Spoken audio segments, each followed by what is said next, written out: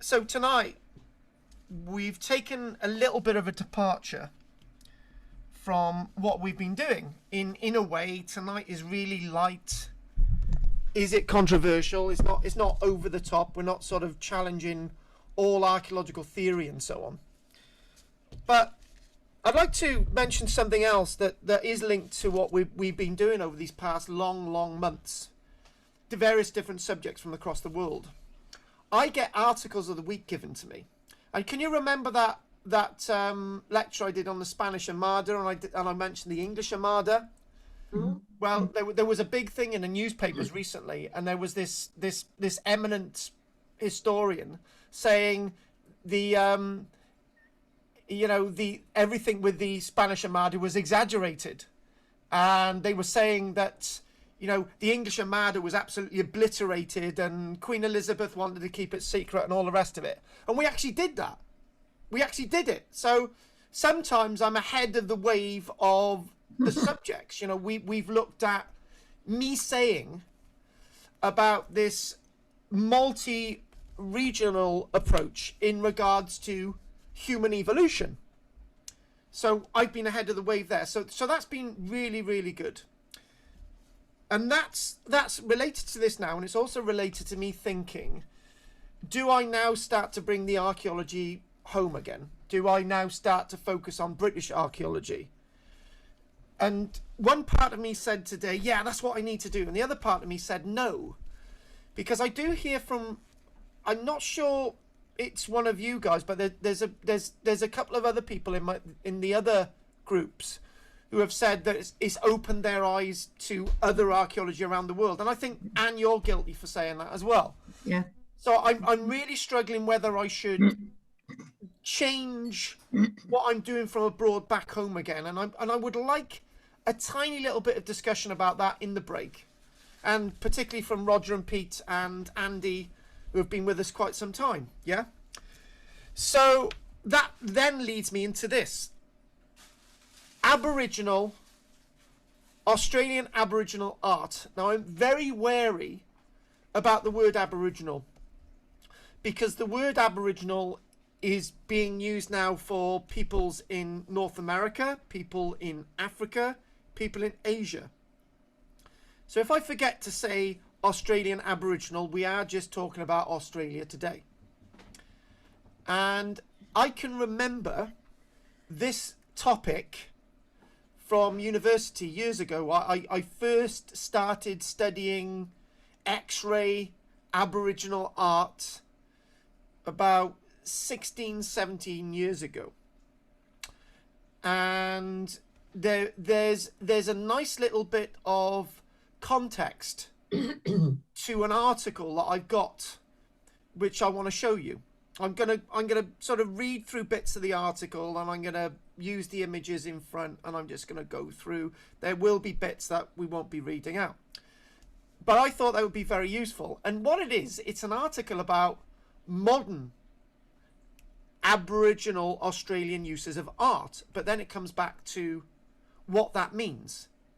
And I thought, should I be really reading that out to you today? And I actually thought, yes, because the people that are offering this information to you today are people like me. We're interpreting this stuff today. But do you know what? It's not for me to interpret what we're seeing. That's the golden rule with Australian Aboriginal art. Australian Aboriginal art should be deciphered by Australian Aboriginals, because it's their story. So say, for example, if I started telling the story about Drina, when I first met her, and me meeting her at Hadrian's Wall, and the few bits I know about Drina, right? And Drina would say, actually, there's more to me than that. And she would be very right, because I know very little about Drina. And it's the same with this. I know, in comparison with an Aboriginal Australian, nothing about it.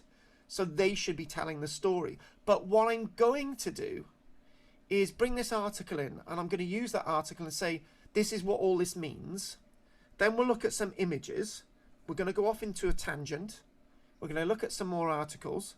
And I think that will be enough tonight, actually. So what are we looking at now? X-ray art. Now, in a few moments, you'll be able to work out when this is being created, because there's different forms of Australian art, and there's also you. What that means, right? And sand. And I've got to make sure I put that across. Completely confused, so you should be. So what I want to do now is bring in this article. This might sound like a bit of an art lecture, actually, but it's very important. And I started reading through this, and I thought this was actually fascinating. So 10 things you should know about Aboriginal art, Australian Aboriginal art. Well, Aboriginal art is for Australian Aboriginals to tell you about in their own language. So if you don't know one of the 500 Aboriginal languages, you're a bit stuck. So it's very difficult to interpret what we're looking at in regards to Australia, but we're going to give it a try. Aboriginal art is the oldest form of artistic expression in the world. Is that true? I'm going to disagree with that, but it's one of the most powerful and the longest lasting form of art on this planet. It's unbroken. Aboriginal art from Australia has been created from as far back as 60,000 years ago, and is still being created today. Now, nothing that we read today answers the following question. Do we as archaeologists have the right to say to Aboriginal Australians, you cannot change art that's 40,000 years ago? You cannot go into a cave that's got art 50,000 years ago and paint over it. Have I got a right to say that? The answer is no. Because their art is living and breathing. In the West, we have paintings on walls. Banksy, you can't change a Banksy. Or we have paintings in art galleries. Thousands of different artists. You've all seen a painting in an art gallery. You mustn't change it. Now, I've done some art creations in my time. Right? I get very expensive paint and I create trees and leaves on them. Right? And I've never ever completed one, because I believe art is ever breathing, ever constructive. And I think lots of artists, lots of really good artists. I'm not an artist. I'm an archaeologist and presenter or whatever. But I think most artists will always say that they never completed, or they've never been completely happy with anything that they've created. And in a way, that's the same as an Aboriginal, because an Aboriginal always wants to add more, because it's living and breathing. Art is living and breathing. That's what I'm saying. So we've got that there. You've already read this. Using soil and rocks, artists are able to produce carvings, ground designs, and paintings. So let's just explore some of this information. So quickly there, 2007. Aboriginal art being created today within this landscape, or overpainting and all these other things. Quickly gone down, quickly ignored that, because that was, or should I have done that? Maybe I shouldn't have done. So this is Aboriginal art being created now, and this art is going for millions of pounds that's being created today. But this is the same type of art that has been created for thousands and thousands of years. Now, this is a really interesting point. Have you ever had a Cornish pasty and had it made in Lincolnshire? Well, it's not a Cornish pasty. It's a Lincolnshire pasty. I say to Michelle, we have Welsh cakes. You can't produce Welsh cakes in England because they wouldn't be Welsh. And this point is on the screen. Only an Aboriginal artist can produce Aboriginal art. Does that seem obvious? No, it's not. I've already said it. You know, I often look in the cupboard and it's got like Italian herbs usually they're not actually herbs from Italy. But what this is saying, Aboriginal art is only considered Aboriginal if painted by someone who is of that origin in this Australian context, or anywhere really.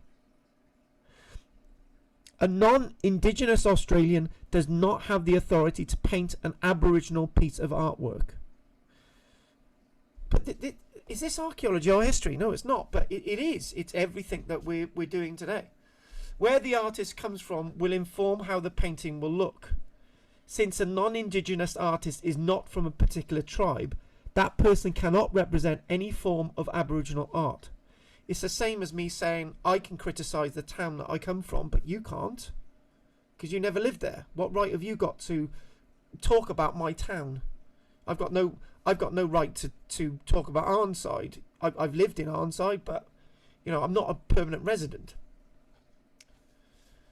So it goes on to say, but this does not mean that all other ethnicities are banned from creating their own artwork. Everyone can create their own artwork, but unless they're Australian Aboriginal, it can't be called Australian Aboriginal. You've got to be an Australian Aboriginal to create Aboriginal art. Now here we go. This is really interesting, right? This is really, really interesting. Dots used to hide meaning from white Australians. So if you've got a little bit of paper, some art that's been produced in the past 200 years using dots is art that's in a modern context. Dot painting originated from the time of white settlement, when they feared non-Indigenous people could understand secret knowledge held by the Aboriginal people. So if anyone's had a book of spells, right? You know they're a bit witchcrafty, a bit like Margaret, right? Margaret doesn't want anyone to look at a spell book, right? Because it's got all those special meanings, and it's the same. It's the same with Aboriginal art. Aboriginal art is special, and the meaning is special to Aboriginals. It's their history. It's not broadcast for you guys. It's not broadcast for me. Right, so what they were saying, they didn't want Westerners to understand their lives. They didn't want Westerners to understand their history. So they would use dot painting. They would superimpose one image with other dot painting on top of it. Right?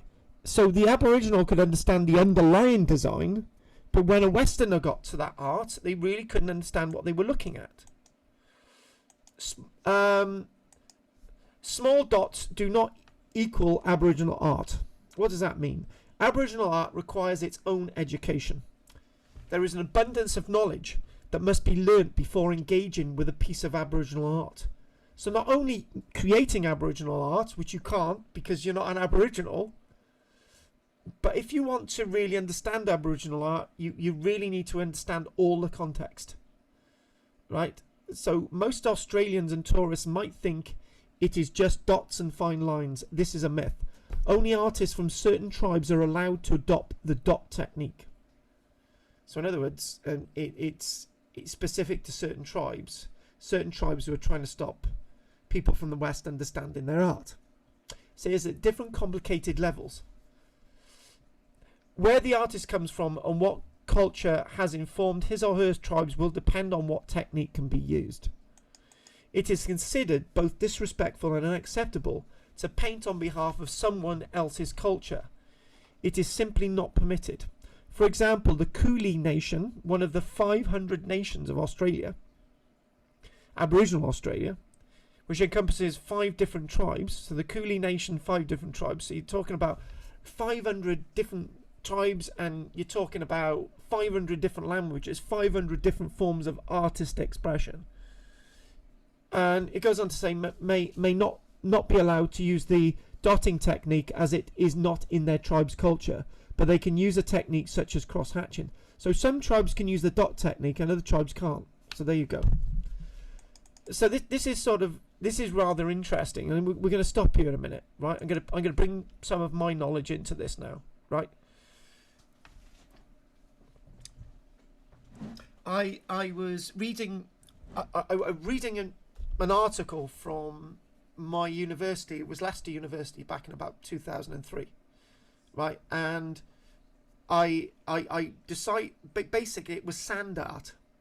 Yeah, Australian sand art, Aboriginal Australian sand art, right? And this Aboriginal, I saw it on screen. I was watching a video then, right? And male or female, this happened to be a chap at the time. He created this wonderful sand design with different coloured sands. It was beautiful, and there was animals on it, all these different things, right? And he just sat there and created this art. People come along and saw it, and he took a bit of wood and he destroyed this. I thought he was destroying it, right? And I just thought, this is mad. He spent hours creating this art in the sand with all these different ochres, and then he's destroyed it. But like everything, art is meant to be temporary. It's an expression of the moment. It's an expression of dream space. The word dream space, that's something else that I was looking at when I was doing my work at Leicester University. The sense of dream space is this imagery, right? It's what you express from your mind. It's like somebody telling you about, like, this is a really important point. This is a very important point. Dream space is about maybe the hallucinogenic ideas that come into your mind that you create the art.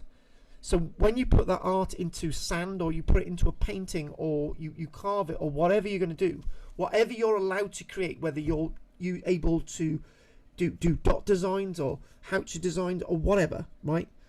That is an expression of what's in your mind. And that expression of what's in your mind is what you create over thousands and thousands of years, tens of thousands of years. But that creation should either only be known by yourself and the numbers of your tribe, because each tribe has different ideologies on what they're seeing in their mind, different interpretations, what different colours mean. Even colours have a different meaning to different tribes in Aboriginal Australia, and that's very much linked into something else. I actually used to, for a very short time, I worked analysing people's dreams, and people used to come to me and I used to say, right, don't tell anybody about your dream. And he said, oh, I tell people about my dreams all the time. And I said, well, if you tell people about your dream, they might dream about that thing and they're not going to understand the symbolism. And what I'm trying to say here is that your dream is associated with you, and each of those things in that dream, in your dream space, has meaning to you, not other people. Yeah? When you put that on a tribal level, all those tribal people within that tight-knit group understand what all that imagery means in your mind as you're trying to create it in on the rock or the sand, and that has got an interpretation for the tribe. But outside the tribe, the interpretation for what you're creating has no meaning unless you have a person from that tribe telling you what that meaning, what that's associated with it. So in other words, none of us can understand what this is about in front of you. You can say, I know this is a modern design. Yeah, I told you we're going to do some modern stuff. But this has got a specific meaning to an Aboriginal tribe, not to you. It's not for you. So in other words, what we're talking about this is wrong. Elitist art, specifically for a small tribal group. But at the end of the day, it is their art. I'm not taking away from them. So I think what we really need to do is, this is Aboriginal art is not a simple thing at all. It's not to be interpreted the way we look at paintings in an art gallery. Does anyone actually know what the Mona Lisa looks like? I'm sure some of let's start again.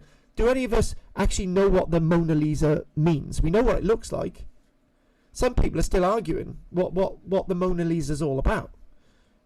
Now, this is exactly the Australian thinking.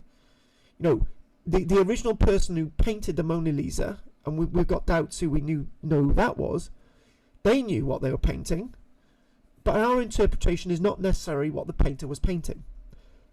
So if you think about that, when you look at Australian Aboriginal art, you can just glimpsely understand what I'm talking about today. Because Roger's completely lost at this point. Each artist has their own story to tell us. I've just completely told you that. But let's see what this says. All Aboriginal artwork tells a story. Most art is based on the artist's individual journey, which may be about their parents, adoption, warriors, or daily life. Chores such as fishing, hunting, so on. In rarer cases, the art is reflective of their tribe, or captures the heartache of the stolen generation. Now, I don't need to remind you what the stolen generation is about. I really don't need to remind you about that, but Australian Aboriginals have been through a really crap time, to say the least. We don't need to be reminded of that hurt. Artists need permission to paint a particular story. Aboriginal artists cannot paint a story that is not from their lineage. So in other words, I have given you rules. I've given you... I've told you that you can't interpret this. And also, one Aboriginal tribe can't tell a story of another Aboriginal tribe unless they've been given permission. If they are seeking to paint a story concerning historical or sacred information from another tribe, they must be given permission before they can proceed. They need to be told what those things mean before they can even aim to create this. And the reason why I've got this long overview today is because when we start looking at the images, we can't even think and understand what we're looking at. So this is why I've decided to take this whole thing tonight into another tangent. We haven't done that yet, but we will. We're looking at a beast that looks a bit like the manatee, right? And we go off on a tangent and we come back and then you might understand. It is important that each artist sticks to the stories and artistic techniques born from their tribe. And again, telling that story, what does that mean? What are they actually doing there in that moment? Aboriginal people do not have a written language. So this does create another problem. Because they don't have a written language, the language that they create is the story. So that is the language. You are the story, right? That is the story. That is the language. Some artwork speaks in the English language with words and phrases such as stolen land. Racism still exists, and everything stolen, for example. This is due to the fact that Aboriginals do not have a formal written language. So you can take those words and understand where we're going or where we've been tonight. The artwork is very central to Aboriginal culture because it's a visual story. Without words to communicate, pictures take its place. So in other words, the pictures themselves are more than just the writing. They are the full pantheon of the story. Aboriginal languages in spoken form do not exist like they once did either, because lots within the Aboriginal consciousness has been lost. Now, I'm not going to say what I had the discussion with Michael today when I was putting this together, but the West has very much tried to destroy everything in regards to this Aboriginal perspective in such a way that bringing into Aboriginal culture the sense of drinking alcohol or giving Aboriginal culture a sense of written language is destroying what this Aboriginal story is about, what all this cave art is about that goes back 60,000 years, back to the archaeology. So I've mentioned that there are 500 different Aboriginal languages. I was saying earlier on that may represent an individual tribe or it may represent a nation, but that's 500 different Aboriginal languages. So there's no feasible way of writing all that down. But this language was never meant to be written down. It was meant to be living and breathing. It was meant to be an evolution. That's what a language is. It's like we evolved as people, so let's evolve. That's what their language is, evolution. Continuance of their art. Again, it is a reflection of the individual artist. Symbols are central to Aboriginal art, as Aboriginal artwork is a form of visual storytelling. Each tribe has symbols that relate to a meaning. So they're iconic symbols too, which are relevant to multiple tribes and include eagle feet, water holes and digging sticks. Colours can be linked to meaning as well, but this is rare. And only some tribes can understand what colours relate to which meaning. And I'm going to come in here on another context in a moment. Blue tones to represent the ocean, and warm tones of brown and orange to represent the earth are most commonly used. That sounds obvious, but different tones might mean different things to different tribes. And I'll give you an example in a moment. The symbols can also be used for teaching purposes, catering to both children and adults, depending on the audience. Each piece of iconography will differ in meaning, but the essence of the story will be the same. So I'd like to go off into two little directions there. This isn't the big diversion that I've mentioned. Now, in medieval England and Wales, there wasn't the sort of the blue-based tones, or the ochres, ground down from lapis lazuli and so on. There wasn't the green tone. Green or start again. I mucked that up. Right, start again. In medieval England and Wales, they didn't have access to the likes of blue lapis lazuli and all the other pigments that might create blue and various sort of tones of ochre that might create blue. So it's very, very expensive to get like a blue paint back in the medieval period. So instead of using blue paint, they would use the ochre colours like brown and orange and yellow and black. And the way they would represent the sea, now this is in medieval England and Wales, would be to actually put fish. So if you want to represent a blue tunic, you'd put fish on it. Not that the blue tunic actually had fish on it, but the fish represented blue. So because the colour blue wasn't available, they would use representations to represent the colour blue. Yeah. So hopefully I'll put that across with some kind of meaning. When they reconstructed a building at St Fagans, a church at St Fagans in Cardiff, near Cardiff, they looked at this and they said, well, we can't have a blue tone. And they say, well, what you do is you put fish. So you've got somebody alongside a lake, and there's no show of water other than the fish. So the fish represent the blue. You could think that the fish represent plenty in the water, but no, the fish represent the colour blue. So I've tried to make that little bit as simple as possible, but the point I'm trying to make is that the meanings of symbolism doesn't necessarily mean that, say, a fish, that's what you're actually talking about. You might actually be talking about something else. So Aboriginal art has a meaning for different audiences. Now this is the other point I made when I wrote this down here. Yeah. Now, when as you know, I'm an actor as well, and when you're expected to perform, there are different ways of making a performance.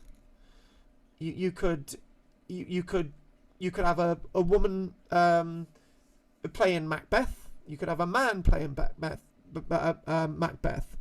You could have the interpretation of various different stories in different ways, different expressions and so on. So this is a bit like Aboriginal art. Depending on what the audience is, the meaning can be different. But this is necessarily multi-layered for the tribe that is looking at this art. Like art, Aboriginal language has a multitude of layers, each speaking to a different audience. So the spoken language, and obviously what is being created. The first initial layer speaks to the public or children in basic form, whether that's verbal or whether that's in the actual form of the art being created. The second level is directed to the general audience. Again, you're making a statement, mainly adults. And the last and deepest level speaks on a spiritual or ceremonial level. So is this about the afterlife? This is about a dream? What is this about? As an Aboriginal artist, one must comprehend all three levels to portray the visual story in its most detailed form. So in other words, in a house, you have a living room, you have a kitchen, you have a bedroom, you have a bathroom and toilet. So when you understand that a house needs all those elements, you can maybe start to comprehend what Aboriginal art is all about. Aboriginal art is not reduced to paintings. Even though most Aboriginal art is in the form of painting, there are many pieces of art created using other media. So now Aboriginal art has gone into using printing, and they are creating art now in a modern form using rock sediments, mixing with various oils and so on. So they're now using modern materials to create Aboriginal art, which has a completely different meaning to the way Western artists use modern materials. So obviously you've got Aboriginal items like boomerangs and weaponry and wooden plates and other things. So this is all part of what's going on with the Aboriginal world. Now, did I mention the word "you" earlier on? I did. I'm going to move up a minute. Hopefully none of you saw that. Interpret, enjoy. That's what we're going to do. So, back to that story I mentioned earlier on about that video I watched years ago about an Aboriginal creating sand art, and sort of from his dream space, from what's coming out of his mind. It looked really beautiful, right?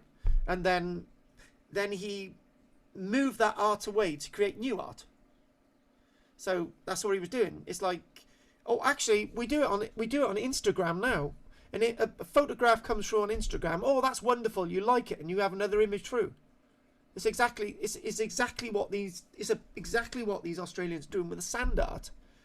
It's except that when the sand art's gone, it's gone. Instagram, it's still on your phone, or if you've got TikTok, you've lost it forever, thankfully. But the one thing about the U shape, we mentioned the U earlier on, and the one thing is that the sand art is the representation of what the person's representing, and the U is a representation of the person. So when a person's actually got their backside in the sand, and they're sort of juggling in the sand and they're creating the art, right, it creates an impression of their backside, right, which is a U shape, right, and that the U is a representation of a person. So you can see where I'm going there. You can actually start to see that U represents a person and represents the creator of that art. So maybe when the art has gone, the U is still the impression in the ground, but the sand art has gone. So there's something left. So again, this sort of tells what we're talking about. So a U-shaped symbol means person. In Australia, most primary schools learn the basics of Aboriginal art. Thank you very much, but that's brilliant. That's good. It's good that some countries are teaching their people their own history. Really appreciate that. One of the most common Aboriginal art symbols is the U shape. And I'll just take a note of something there, which means person. Where did this meaning come from? Just mentioned it. Artwork pre-white settlement and even during settlement mostly took place in the sand. So in other words, the art that we've got today is only a tiny representation of art that's been created in Aboriginal Australia. When a person sits in the sand and then stands up, they leave a U-shaped imprint. This is the theory most adopted from galleries and museums. So obviously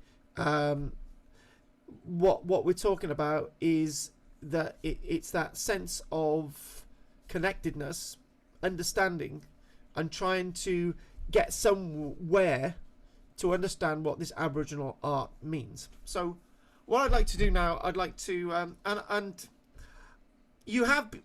you've been seeing different images, haven't you guys? Yeah. Yeah, that's good. Yeah. I remember doing a Wednesday evening seminar, right? And I went for a whole hour, right? And I just showed an image at the beginning, and I had swapped something on the internet. And I went through, and somebody said, "Why did we see the same castle for a whole hour?" And I said, "Hang on a minute. You knew I was saying something different about another place." "Oh no, we didn't realise. It was just your voice was so good that we didn't want to tell you." I tell you what, there are numpties out there, you know, there really are, and I'm hoping that Jeanne, your friend Anne, Yeah. will be getting something out of this, because we're going to get very descriptive in a moment. Yes, I hope so. She really enjoys it, you know. So yeah, I know, darling. If I had my time over again, you would be all mine. So right, anyway, so let's just go with this. So I just want to you can obviously see these really fat fish, and they've almost been x-rayed. Yeah, and they're different interpretations. It almost looks like there's a person in the fishes. Yeah, it looks great. Yeah, so this has been imagined, but there's a one word of warning, Anne, that people have been painting at this location for thousands of years. So it doesn't necessarily mean to say that is what the original artist wanted you to think. You know, and the other thing as well is, I'm hoping I'm going to be right in what I'm about to say, but I think I'm going to be completely wrong. I obviously lots of Aboriginal areas and tribal regions have been associated with that tribal people for tens of thousands of years, and maybe these people haven't moved around.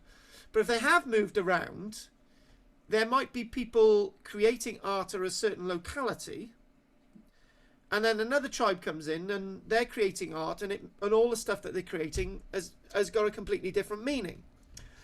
And yes, Anne, you are going to get me mentioning Stonehenge, because when Stonehenge was originally envisaged, Stonehenge, for example, they started thinking about creating something at Stonehenge 6,000 years ago. They started off with a causewayed enclosure site. Then they started off with a henge site.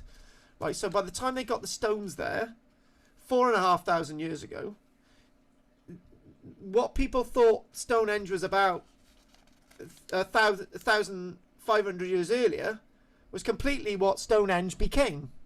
And then when they put the blue stones in, then you've got the Sarsen stones, and the blue stones and the Sarsen stones are moving around, right? And you've got the Aubrey holes around the outside, these 56 holes that we don't really know what was in them, and so on and so on. But what I'm trying to say is that everything over time has a different meaning. Now, Andy expected, I owe Andy a lot of money, because Andy signed up to archaeology to have a live lectures, right? So what Andy had at the beginning 8 years ago, right? 9 years ago now, Andy, it makes you feel old. 9 years ago is completely different from what the lectures became, right? So Andy had no idea that he would still be doing these lectures 9 years on, and he had no idea that we'd be doing this, right? But everything changes. This is the point I'm trying to make. Not only does the creation of the art change, the interpretation of the art from those people changes, and our interpretation on all this changes as well. So everything changes. I remember saying this to Andy that day one, everything changes. Dates change. the parallels and movements of time and how everything changes. So you've got different phases of art here. Oh, lovely. Look at that one there. So this is what you can see here. What you can see here is, we won't talk about the specific animal, because the specific, we will mention it. Hang on, we'll go a little bit further on. And hang on, I'm giving away all my images. There it is. A macropod. That's what we're looking at, a macropod. So if we go back on all these and thinking, why is he showing all those, right? So that's a macropod. And it's not sort of X-ray, but what we do have is, you can see in the background, this is the design placed above all these other images. Right? You can see a boomerang there, and you can see that this animal is leaping through other figures of people in the background.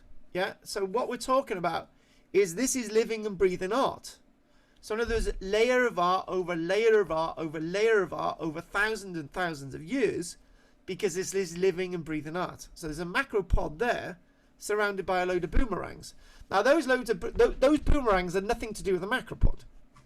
And they're nothing to do with the macropod, but the macropod is the most recent creation of art within this panel, at this cave. A cave hang, I would say.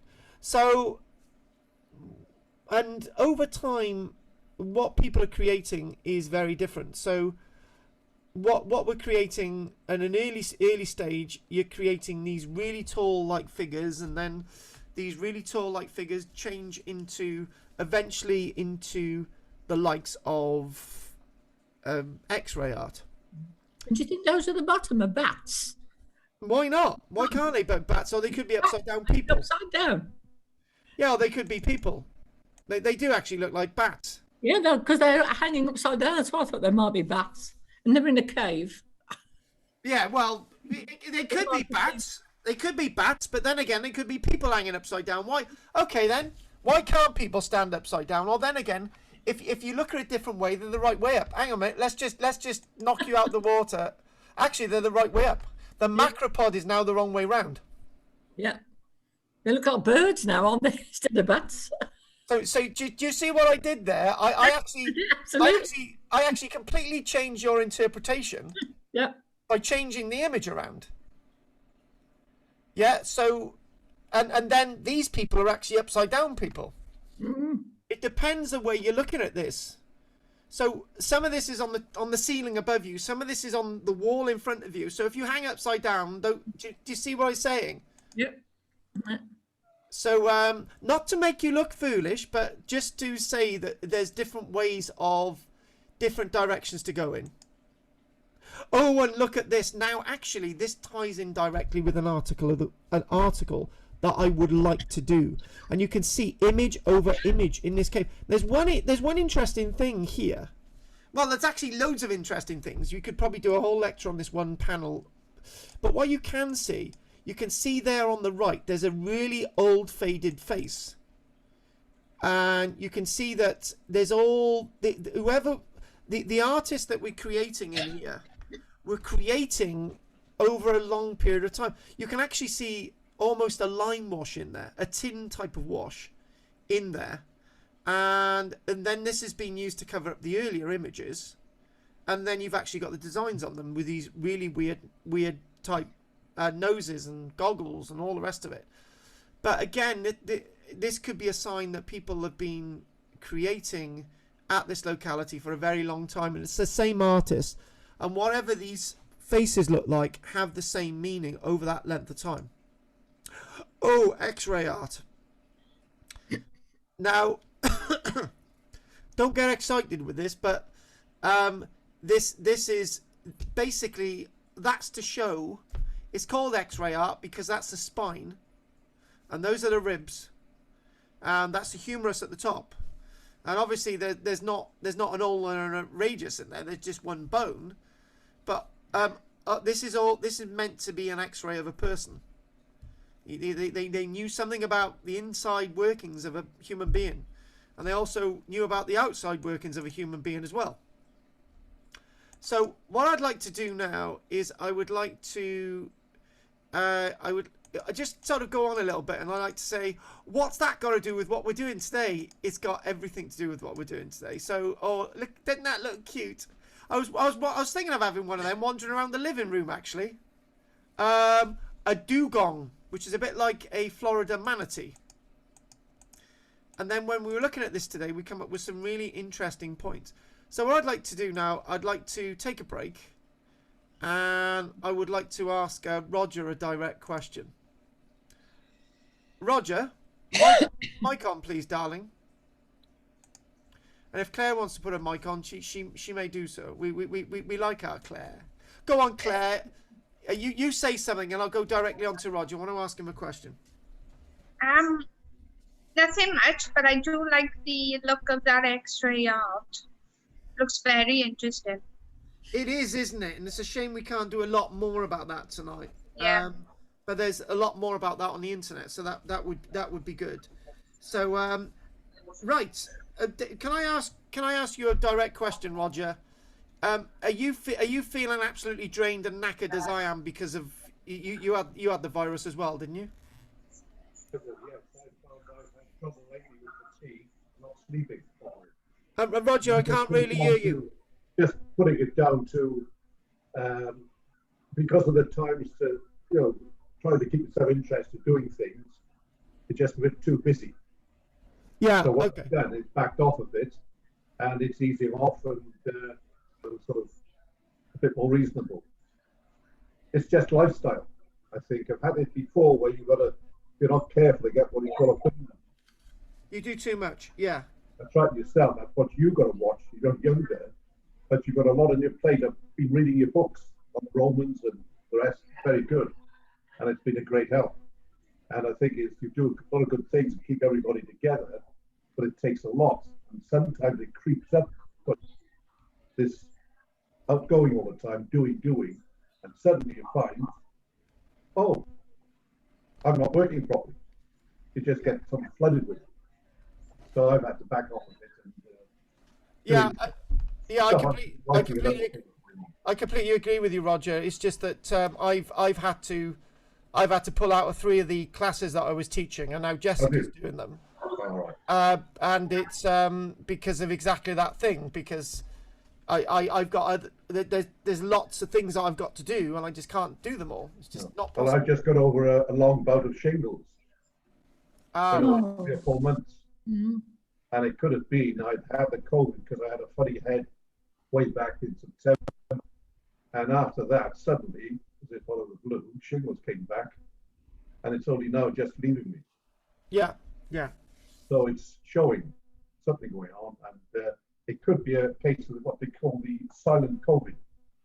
It comes in, your body fights it, but it wakes up the shingles back and virus into the spine.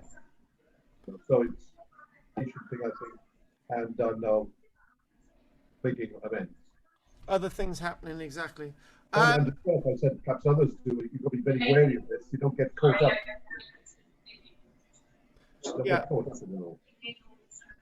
Yeah, I think lots of us have had different things. Anyway, thanks for that, Rog. Are you leaving us after this now?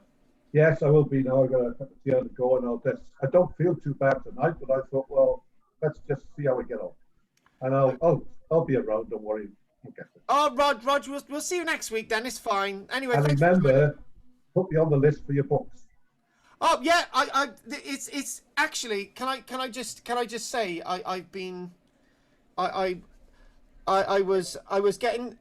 was telling you about I was out with the Rhonda group and I was getting tired. And in my mind though, I was actually because I'm actually writing a novel as well, and there's a lot of history in the novel. Wow. And I was getting so emotional getting into one of the characters, I was actually crying, and then I actually realised that this isn't real. I got affected the same way with a piece I wrote about a murder in the Valleys area.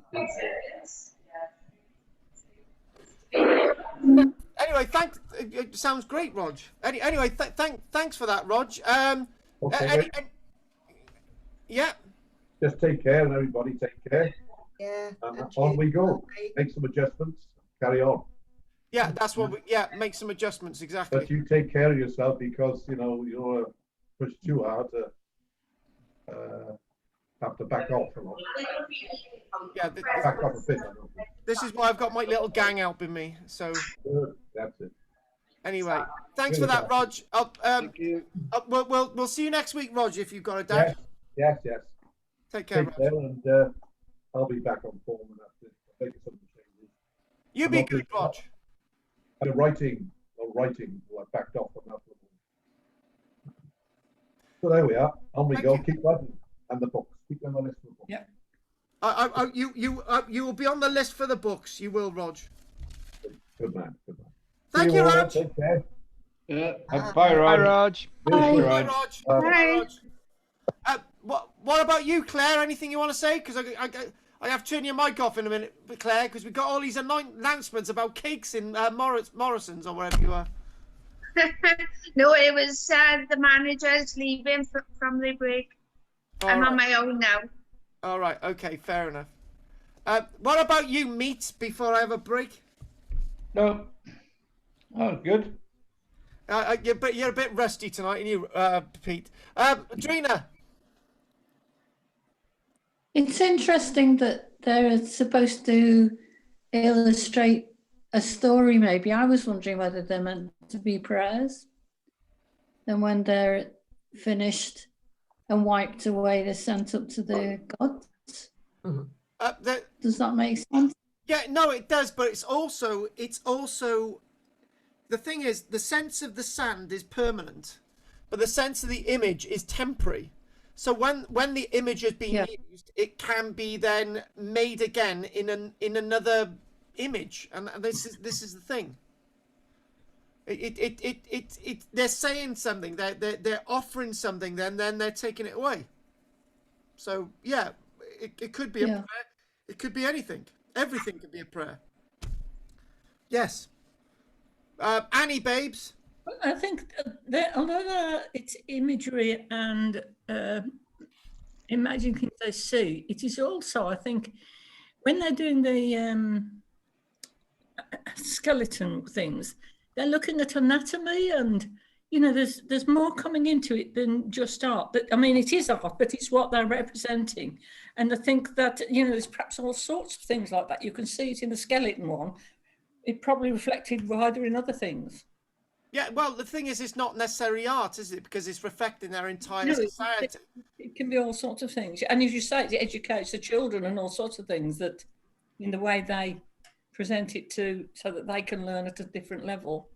Yeah. Yeah, that's right. Davy, babes.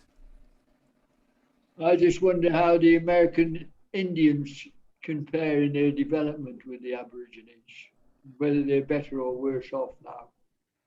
I get the impression the American Indians are worse off than the Aborigines. They're massively worse off. Massively. We're talking about, because in a way, Australia has a population of something around 30 million people, and the landmass of Australia could be said to be sort of comparable to North America. But in North America, you've got, is it somewhere around about 350 million people? Yeah. So, and only about 10 million of them are Native Americans. And the point is you are dead right in what you've said.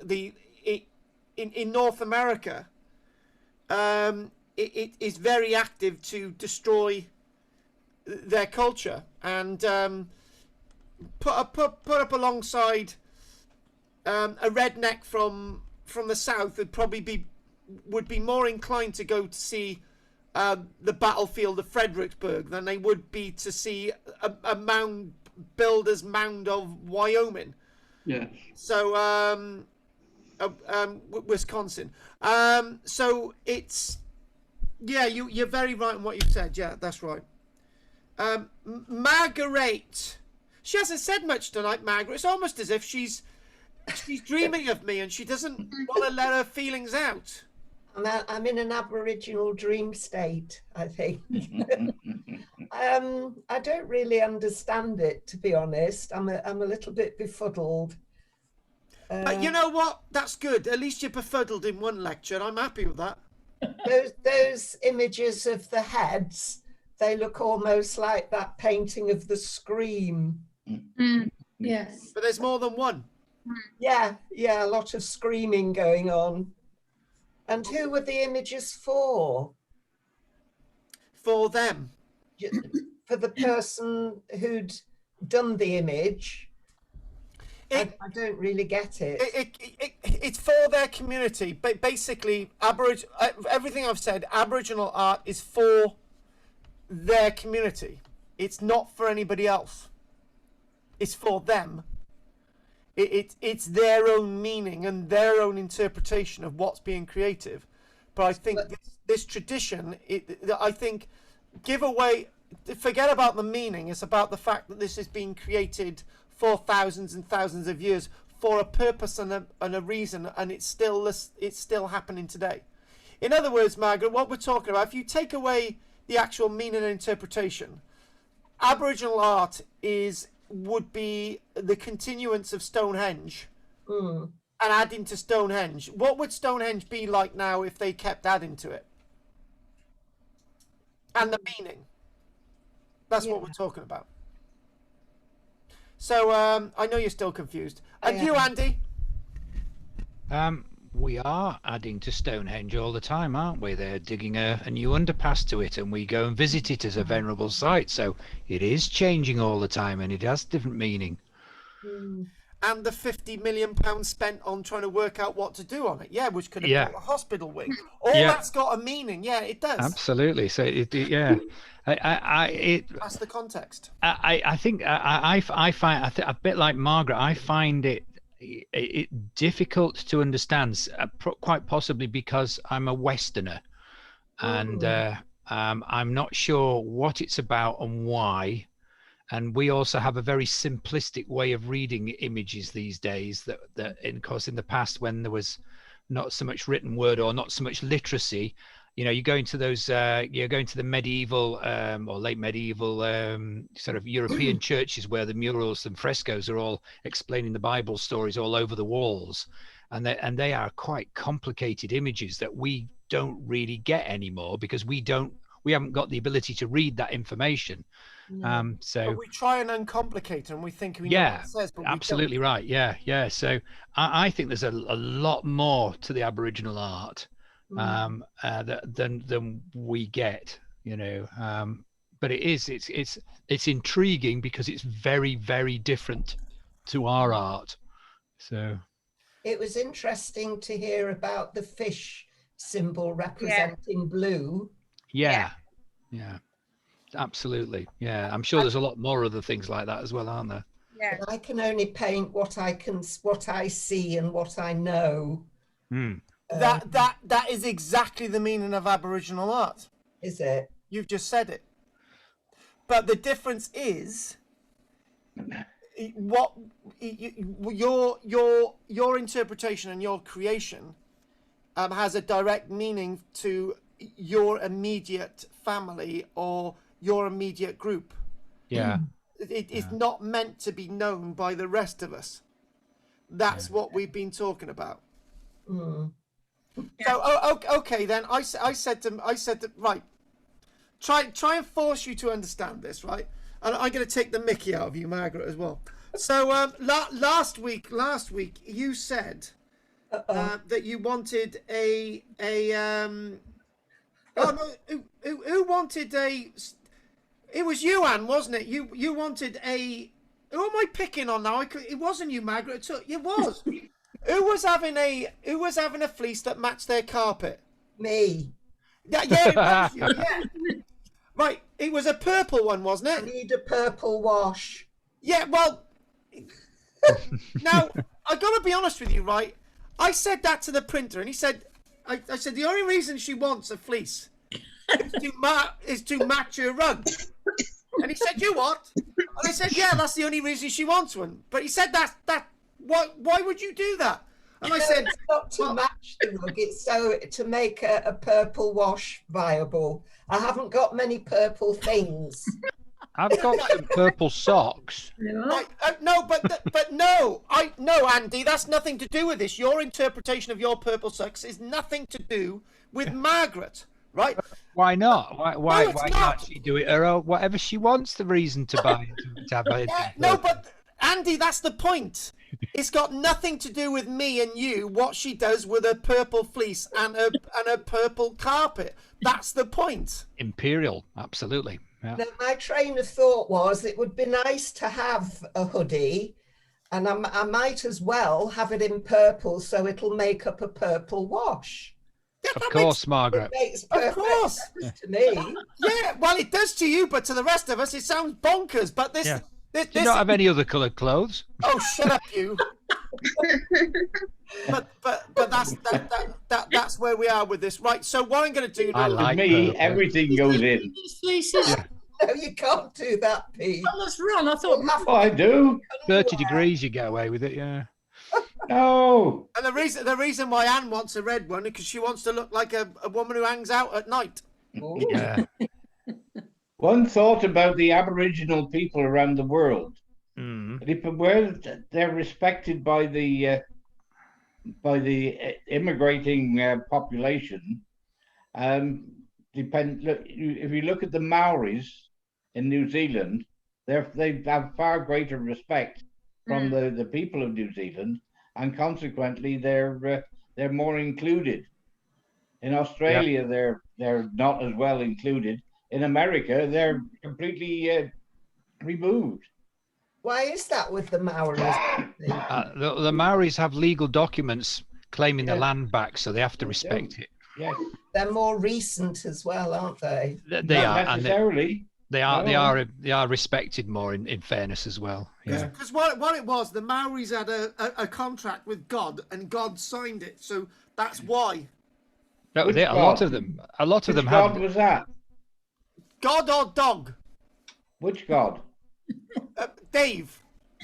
Dave. Dave. They some of them do have legally binding contracts with the settlers, and they're not only, they've been an ongoing legal battle for years and years with some of them now, about they not only want the land back, but they also, it's got stuck and mired in the fact that they want the interest that's been gained off the land as well, and that's kind of really probably going a bit too far. So, Like I said, they're far more respected than the Aborigines of Australia Yeah. and America. The ones in America have no respect whatsoever from the local population. No, they don't have any respect at all. why do you think that is? Because if you take Australia and New Zealand, the people that settled both of those countries are very similar. With the Yeah. with the same people and Yeah. and the yeah, I was saying to actually my stepdaughter today, actually, we would all, some of the other stuff afterwards will take us onto a tangent, right? And if Margaret's struggling with this, so she might get something out of the next bit, right? And I gotta be honest with you, I haven't got a massive amount of time tonight either, because I've got to finish at 9:30. But I said about, we were at this discussion, and I said the word Pyrrhic. We were talking about a Pyrrhic victory, right? And I said I've had a Pyrrhic victory over this site in Barry. They've gone through an Iron Age burial ground, and there's bits of human skull and stuff on the surface. But I've managed to get the council to realise that everything's gone wrong, and they've had to do this report and all the rest of it. And I said I've had a Pyrrhic victory, and she said, "Oh, so you've got something right." And I said, "Yeah, but it means nothing because the archaeology has been destroyed. But I've had a victory in whatever." And I said, "Well, the Native Americans had a Pyrrhic victory over the United States government at the Battle of Little Bighorn. They had a Pyrrhic victory. They beat the American American governmental forces, but in the end, it didn't mean anything. And the problem is, it almost, no matter what victories the Native Americans in North America had against the United States Army, it did nothing. They maybe why it may be that the American Indians fought the offcomers more ferociously and for longer than the Aborigines and Maoris. Yeah, good point. Made enemies of them. Yeah, That's quite right too. But Yeah. And more respected in Canada than the States. Yeah, that is correct. On that note, I've got to have a break, and we'll be back in about 5 or 6 minutes. See you in a minute. all right, bye. I'm not talking to you, Andy, because you've got a big nose. Oh, you promised you wouldn't Such a say charmer, anything. isn't he? Yeah, shut up, Margaret. I don't think anything of your new fleece. You need to be careful what you say. It's not long till York. I should be wearing a sexy fleece. I'll see you soon in a minute, guys. See you in a minute. All right. Cheers. Right. Right. Back to Jan. We were just had some complete nonsense, and I can't remember what any of that was about. Everyone was talking about getting drunk, and this is what we do in our archaeology classes these days. Nobody can spell Scythians, and it's just yeah. Anne thought the Scythians come from Georgia in the United States. It got started a bit weird. Andy was talking about wine. Anyway, let's go for it. So I want to show you. I want to look at another article that I've got in front of me. So that's what we've got to do. So we've got an article of the week actually, which really helps put everything into context.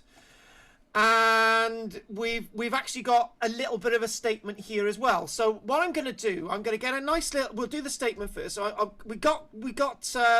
we'll change the image of X-ray art, and I think we're not screen sharing this minute, so we'll change that image because I know Anne got really excited about this. So what we can do is get excited about this one. Yes, very, very, very interesting there. So here we go. This is very relevant. Australian Aboriginal rock art. A new technique developed in Australia has made it possible to produce some of the first reliable radiocarbon dates for Australian rock art in a study just published. The approach involved extracting calcium oxalate, which is new on me, calcium oxalate from a mineral crust growing on the surface of rock art from sites in Western Arnhem Land. Now, a small scientific explanation of that is the patina that creates over a long period of time on surfaces of rock. According to this new technique, it's radiocarbon dating using accelerator mass spectrometry. Now, I have actually got a friend in Australia that actually uses this spectrometry equipment. Now, basically, it's like radiocarbon dating on Lucozade. And generally speaking, radiocarbon dating cannot readily be used to date Australian indigenous rock art directly because it is characterized by the use of ochre, an inorganic mineral pigment that contains no carbon. But it said that the carbon found in mineral crusts on the surface of the rock surface was most probably made by microorganisms. So what we're talking about is that those microorganisms that form directly on top of the rock art, because they use ochre in most cases and not carbon, those microorganisms, because they're organic, have a radiocarbon signature. Using the spectrometry technique, they can get a roundabout date for the surface patina, and obviously the surface patina is newer than the older images behind. Hopefully, Margaret, that makes sense. These microorganisms are photosynthetic bacteria, like algae or cyanobacteria, which can utilize carbon from the air normally as animals do, and are active through wet periods. So in other words, when these microorganisms die, so you can imagine these microorganisms not even visible. When these microorganisms die, the carbon in their systems depletes like the carbons in the systems of human beings. Therefore, and any bits of wood or anything like that giving you these signatures, and these signatures giving you radiocarbon dates. Now, if that didn't make sense, I'm not going any further with it.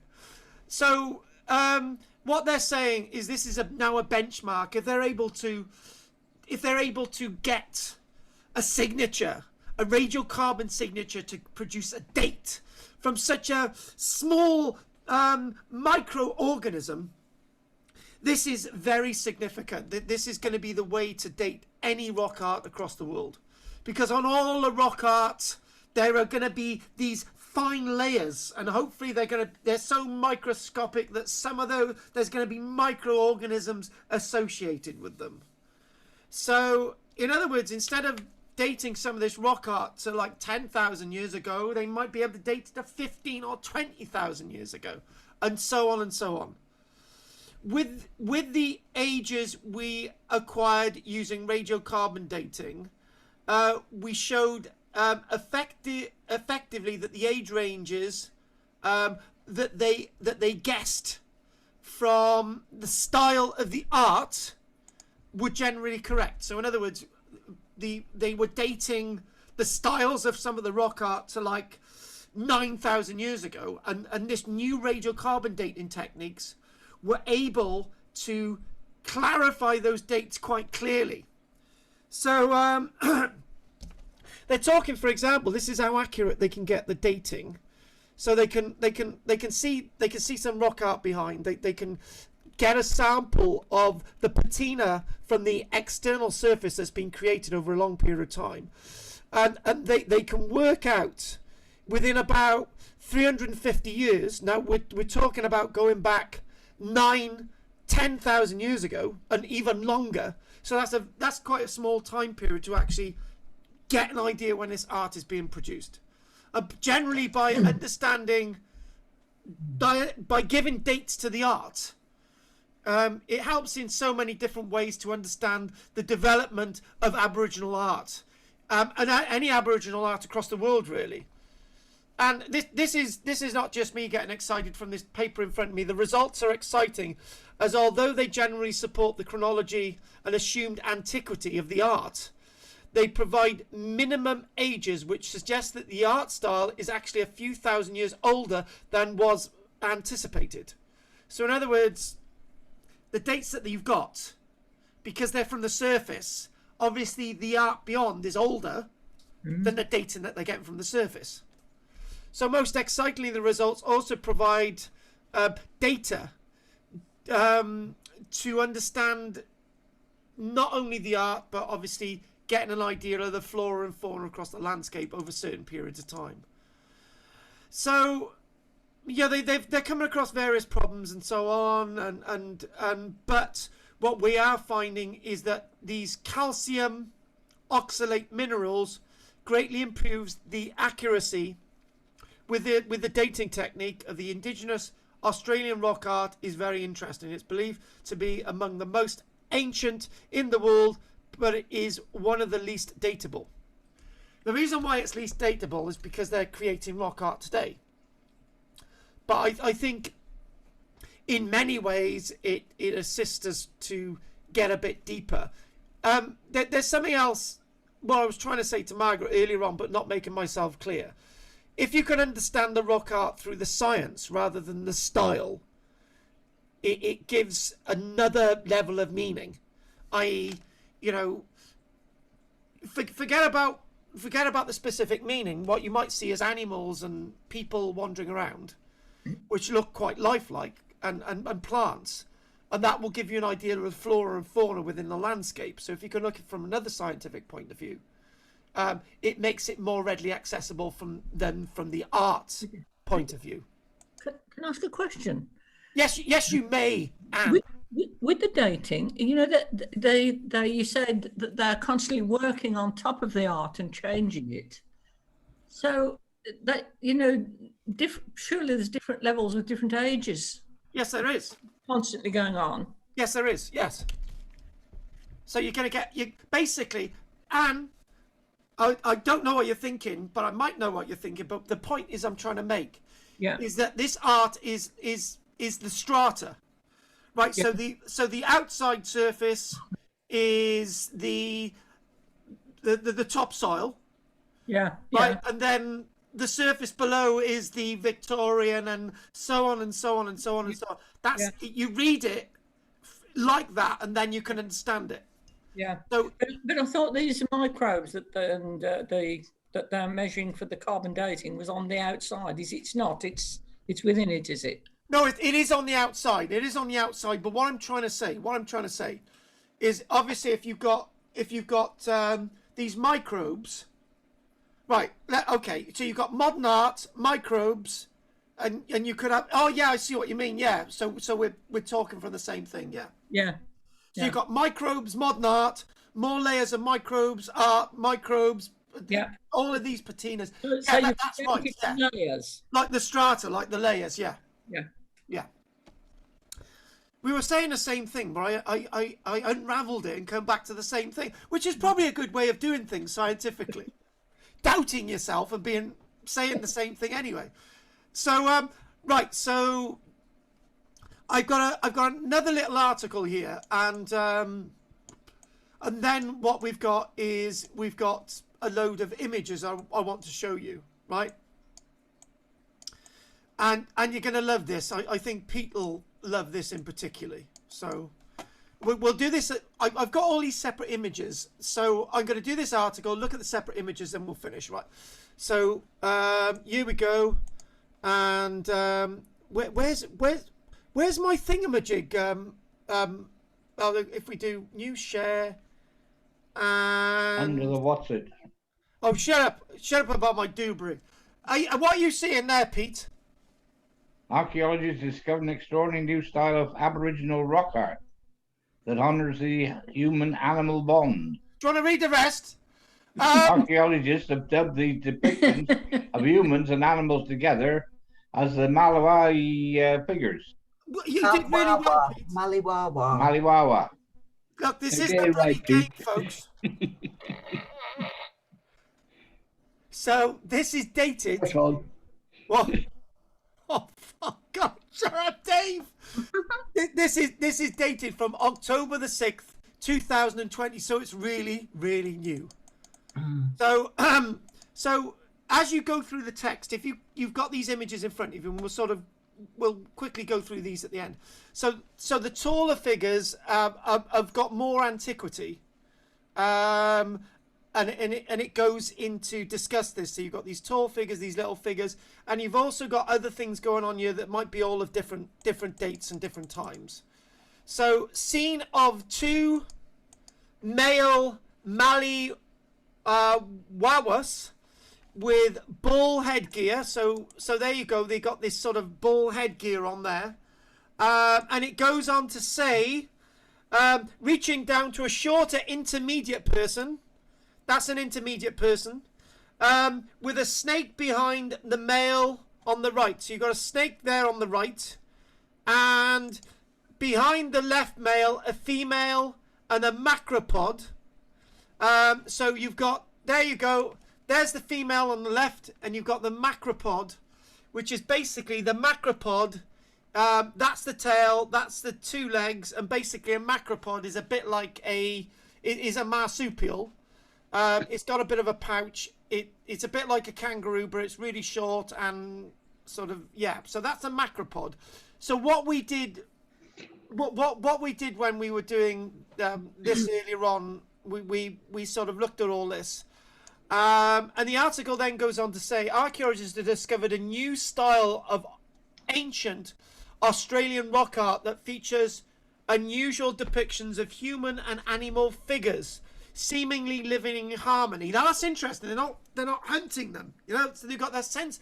And the other thing as well is what I've said earlier on about the living in harmony, all these different animals, the flora and fauna, which is really, and it sort of links into something else as well. It linked this one thing I didn't say at the beginning. This actually links in with the landscape. So if you can't really understand the art, and nobody's asking you to, right, it helps you understand what's important to them. And that's another thing I put in there. What's important to them, not what's important to us, them. So we're going on to the them theme that we started off with. So the works from this ancient art movement have been collectively dubbed the Mali Wawa figures, after the name of the place in the indigenous Wagang language where the paintings were found. We came across some curious paintings that are unlike anything we'd seen before. They're basically looking at the Mali Wawa figures. Now, they said this about the missing link. I thought, well, what's going on? Basically, the Mali Wawa figures, they're saying, are a missing link in the history of Aboriginal art, bridging the gap between the large naturalistic animals, characteristics of the dynamic figures created about 12,000 years ago, and the stick figures that arose around 4,000 years ago. So this new dating technique that they've come across that we've just mentioned, which is really appropriate here. So what we're talking about is these, instead of having massive tall, these are actually quite tall, but they're not as tall as the other figures. So these figures get reduced in size, right? And then they go to what's referred to as stick figures that arose around 4,000 years ago, known as X-ray art. So you've got these really big figures to begin with, and the figures that we're now looking at the Mali Wawa figures, and then you've got the stick figures, which are X-ray art, which we've already looked at, which was what Claire was talking about earlier on. So they've been doing lots of research about this, and they've identified 570 rock art works that fit the new Mali Wawa figure styles. The ancient artworks range from 9,400 years ago to 6,000 years ago, and have been discovered at 87 sites in northern Australia's Arnhem Land. So they've got the relationships, and basically we were doing this earlier on. So instead of putting tracing paper on these things, and actually taking photographs, you can miss things in photographs. So what they're doing, they're digital tracing. So they can digitally trace these around there and shape these things and create images on a computer. Because as we all know, you can't get the contrast when you take photographs. But if you can digitally trace these, so you've got these tracings of these animals. So all this technology that they're actually using. So the animal-human relationships appear to be central to the artist's message. So that's our interpretation.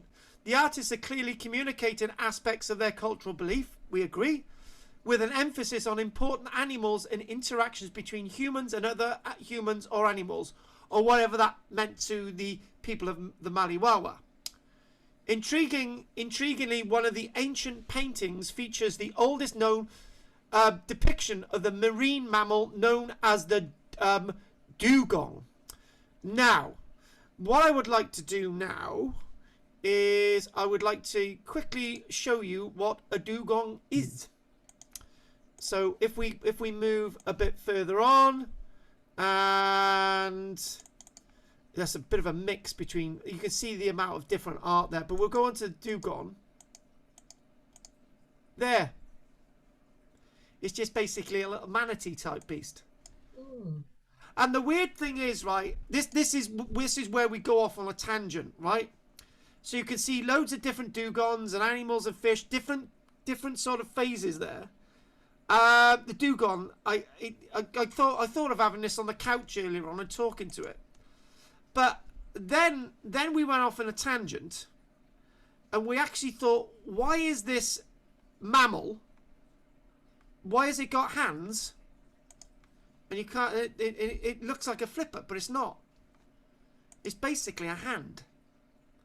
And we went off in a bit of a tangent because we just thought this was really interesting stuff.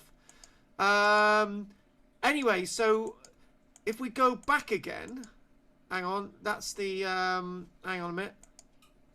Whale fins are the same, Carl. They've got like fingers. Oh.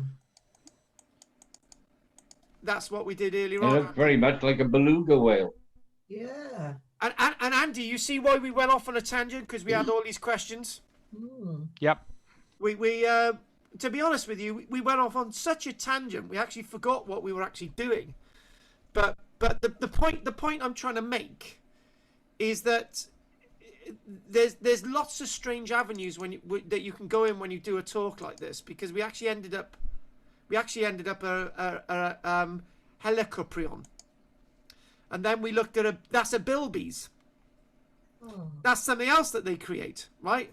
They don't sort of do images of these things, but anyway. So anyway, back to grounding again. So we've gone to these wonderful dugongs, and when I mention it, we'll be looking at there's a macropod. Yes, we mentioned a macropod. Yeah, cute little things. It's a wallaby, isn't it? Yeah. Well, technically, it is a wallaby, but it's macropod. Yeah. Yeah, that's the scientific name. And then we mentioned a bilby. So when we get back to my text, which I'm going to read out now, let's get back to my little text, and we go to here, right? So we were talking about so the relationships and the aspects and communicating cultural beliefs. Intriguing, one of the ancient paintings features the dugong, which we've just shown you. There are also figures that appear to be bilbies. Yeah, we've already mentioned where a bilby is. A little thing stands up with cute little ears, a rat-like beast, and marsupials, which are depicted in known indigenous art. They are also not known to have lived in prehistoric Arnhem Land, which suggests that the species range was once wider than it is today. So the marsupials that we've just mentioned, they were drawn them in the past, but they're no longer in that area, so they've become extinct.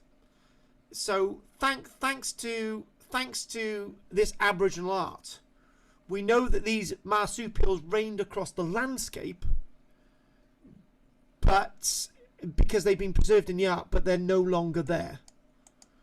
And there's another one. There's a dugong. And I think that other art's been painted over it, but you can see the head. You can see this little hand type flipper thing. You can see a little bit of an eye there. And you can see the little bit of a flipper at the back. And this is a dugong. So they're revering these creatures. But you can also see another thing, that there's about 5, 6, maybe 10 layers of different art here over a very, very long period of time. So that's the Wawa dugong, and it's got a small macropod on the left. So did I manage to spot this macropod on the left? I don't think we managed to find it earlier on. But anyway, there's a macropod there somewhere on the left. Anyway, it goes on. The Wawa figures are quite large scale, most at least 2.5 feet tall, and some even life-size. So you can imagine what a life-size dugong would look like. They are painted with red outlines, and some examples have more detailed interior line work, suggesting the hand of different artists, although it is hard to say exactly how many. It is even possible only a couple of artists made most of the paintings. We know that individual rock art artists can produce a remarkable number of paintings in their lifetime. So again, you know, you can see all these figures on that rock in front of us.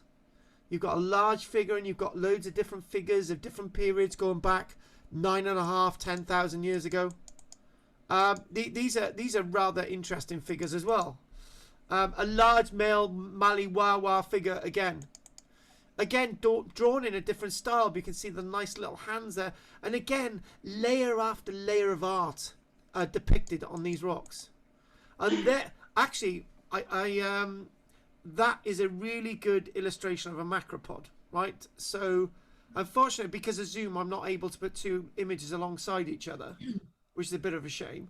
But if I quickly, well, we've finished with this article now. If you look at that image there, and I'm gonna quickly go to the macropod, the marsupial, and you can get an idea of how accurate their art is. So you're looking at that now. Keep that in your mind. We're gonna move this over on 3, 2, 1, and that's actually quite accurate. Yeah. And these are no longer in the area. So it's not done from memory because they travelled over thousands of miles, right? It's done because they were once lived in the area. Remember, the other thing as well is they couldn't have got this. They couldn't have got the idea of this animal from another area because it's the territory that these people are painting the art. So in other words, it means that this animal must have been from that area at one stage, and now it's no longer in Arnhem Land in northern Australia. Yeah. So this is really valuable stuff, their art. Anyway, what I'd like to do now is I'd just like to brush over these images so that's good representation of macropod, marsupial, and there's our lovely little bilbies. They are portrayed in the art, which we might see a little bit in a moment. That's got nothing to do with the lecture, but I don't know how we got onto that. But we got onto these prehistoric beasts because, like you, Andy, there are little sort of digits in the fin of a shark, and we just thought that was really strange. And then strangely enough, we thought 1, 2, 3, 4, 5 digits, and what's this 6th digit? It's basically that 6th digit is basically something like this. Then we were looking at chickens and all these other things. Anyway. So again, this wonderful art in here, you've got various layers, the ceiling. So Anne, you said earlier on, which way do you look at this art? Do you put it sideways? Do you put it upside down? So now you lie on your back and you think, well, the thing is, it's all about interpretation.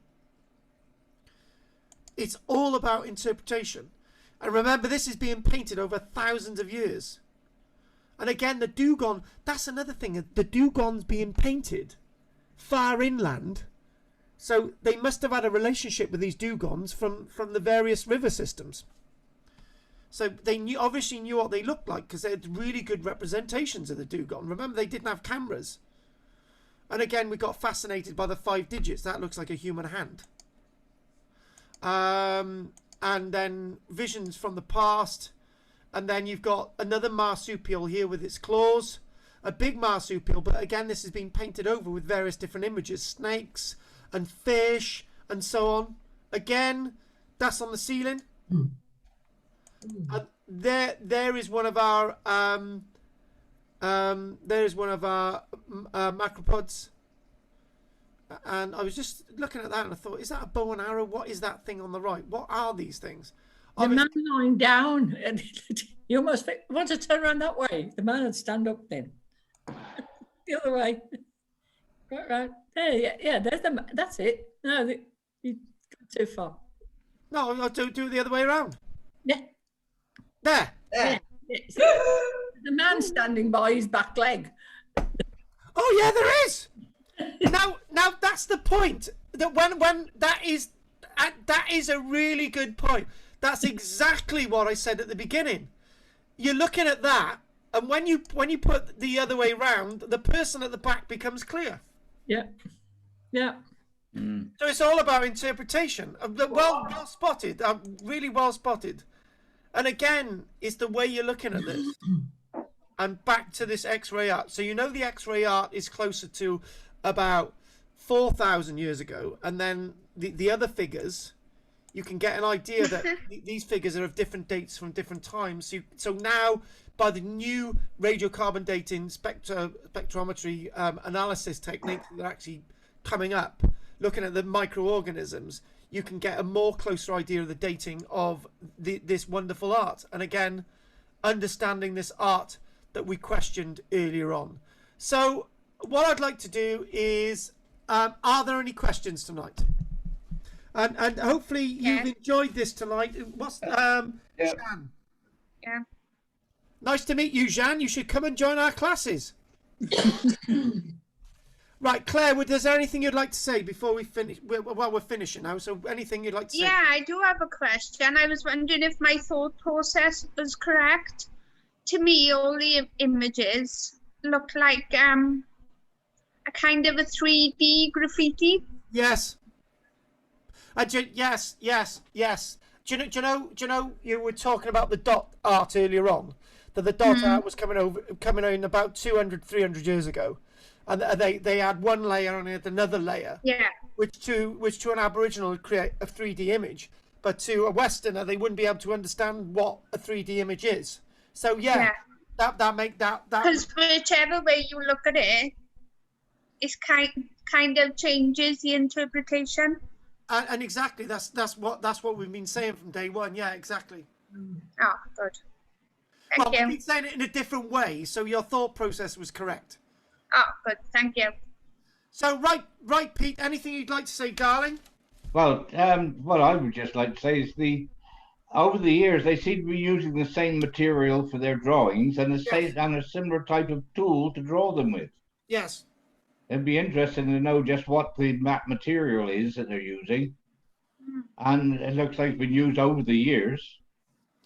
Well, obviously, you've got a base from the local sandstones, and it looks like you've got almost like you've got a tin oxide there to create that, and some form of henna.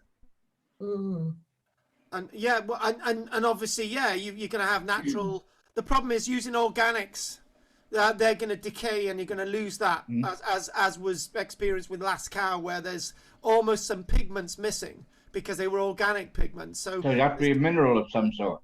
Yeah. So if it's a mineral, then it's going to survive. If it's an organic, it isn't. But then again, if it's organic and it has survived somehow, then you're going to get better dating techniques and and also if you get organic paints being used, that will give you an idea of the landscape as well. Yep. So, what about you, Davey Babes? Oh, no, thank you. Very good. Dave, you don't have to say very good. I know it's good because I was presenting today. Well, it wasn't that good. Oh, that's because he goes to Jessica's class and he said, "Oh, Jessica, that was absolutely wonderful. I really loved your class, Jessica." What about you? Anything you'd like to say, Annie? Yes, I think going back with the new artist coming to work over the top of other art or change it somewhat or going back to it. Let me say, I've had the feeling of something like that when I've done a fisherman's jumper, using the traditional and designing as the women who used to do them, Guernsey jumpers. I found a sort of link to the past in doing it. And also I make my own bread with the traditional, without proper yeast, with the starter, which is, again, an ancient thing that's been going on. It makes you feel, I don't know, linked. Yeah, I know it's a stupid thing, but there's a feeling of that I get in doing that kind of thing. Can I say something that Margaret said earlier on? I've got a good reason to have one of your fisherman jumpers because I want the bread wrapped in it and sent to me in the post. So I can eat the bread and then I can wear the jumper. So the only reason I want the jumper is that it's wrapped around the bread. So if you do that for me, right, Margaret will be very pleased. No, I thought it's just there's a feeling, isn't there, of being linked to the past if you do something that's been traditionally done for centuries before. Exactly. I agree. Right, who else is left? We've done Claire, I think. We've done David, and I think we've done Peter. Yes. What about you, Andy Pandy? No, it's really interesting. I would say, of course, that they have the ability called dream walking, which allows the ones who haven't seen the dugongs to actually see them. And that is a good point. That is a very good point, to be able to see something that's no longer there. Yes. Now that goes beyond the idea of the dream spaces, like the dream. Yeah. Yeah, I like it. Yes. And obviously, the final thing is that we'll do Margaret in a minute. There's Andrina. The point is, and that Margaret, this. I think this may be Andy's given us a key that's just opened the door, right? Oh, good. And the key to open the door, you've got things that no longer exist within the landscape, right? Yeah. So the person who originally painted that has the key to those objects that were once in the landscape. Yeah. And by allowing people who are in his community to see that what was once in the landscape, because only that community understand, brings the meaning of, say, that dugong alive, because that community knew what that looked like once, right? And knows what that animal was. And that's basically the key opening the door. So in other words, this is like an encyclopedia of their history, because the dugong was once in that river, which was nearby. It's no longer in the river nearby. The community knows what that's about, but other communities don't, because they never saw those beasts. And I think Andy's just put a key in the door. Has that opened the door a little bit further, Margaret? It's a snapshot in time. Yeah. Well, that'll do us. Dreeny Beanie. No questions, thank you. And what about you, Margaret? Let's give it your last say. So in the different territories, because it's such a vast country, isn't it? Yeah. And there must have been quite a few different tribes. Well, they all depict the same kind of scenes, the same animals. Each community has got a different portrayal of different things because they've got a different landscape. Yeah. So in some landscapes, they've got trees that are going to be portrayed in a different way, where other communities don't. Other communities got better access to water and other communities don't. So each of these communities have got different ways of portraying things that have a meaning to them, because only their community means something to them, because it's completely different from another community. So it's only their projection that can allow them to see what these things mean. And I think, again, that's another key in Andy's door. Yeah. We've understood her at the end. Brilliant. And hopefully Shan has as well. That's great. So there will be the video recording of this tonight, which would be great. And then there'll be the sound recording, which you can all listen to. And that will be available for you all to give to someone else. And is there any other questions before we finish tonight? No. No. Right. Yeah, go on. Jan wants to say something quick. Go on. Just how would Jan access the recording? I'm gonna send you a link, and then it's a matter of pressing it, and then she can listen to me. She can only listen to it over my phone, because I don't go near her because I'm shielding at the moment. I think it's doable. We'll work out. We'll get the technology up there, and you can work it out from there. Okay, thank you. So, good night. So what I'm going to say is I'm going to say good night to everybody. I'll see you all next week. David and Peter on Wednesday and Thursday this week. If there's no other questions, I appreciate you all joining us tonight. It's been a blast as usual. So night, David, Claire, Margaret, Andy, Peter. Good night. It's tomorrow, 7 o'clock. Yeah. Good night. What's that, Claire? It's tomorrow, 7 o'clock. Only if you're a good boy. A good girl. I'm a girl. I'm a girl. It's the Lucas aid. I haven't got that close to you, Claire, so I don't know. Behave. Bye, all. Don't have Thanks, to. Carl. Good Okay. night. Okay, bye. Bye. Night. Good night. Good night. Night, Pete. Night. Good night. And when are you going to pick that stuff up? Rosamund is on her way. Not tonight. No, I know. I got plans for the metal I'm stuff. in my gym jams. Yeah, I know. I got plans for the metal stuff. I've got it on my list. So yeah. All right. So anyway, I'm gonna love you and leave you, Pete, and I'll see you. Okay. Yeah. Ta-da. Bye. Bye, Pete. Bye. Lucasade effect, but it was needed to get me going. That's good. So anyway, Jean, thanks for listening tonight. We've got a special recording for you coming your way.